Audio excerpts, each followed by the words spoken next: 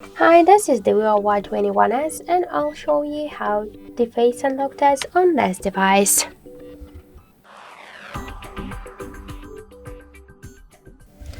So I just set up my face recognition and now I'll make a couple of tries to unlock the device with my face and we'll see how fast this option is and does it works.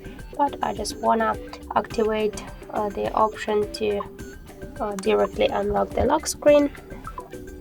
So 1, 2, 3, 4, 5. So as we could see, the face unlock works here fast and correct, and we just unlocked the device successfully just in 1 second. This is the good result for the face unlock option. I just suggest you to try this unlock method, but don't forget that the face unlock is less secure than the passcode or pin code unlock methods. So thank you for watching, and if you like this video, leave thumbs up and subscribe our channel.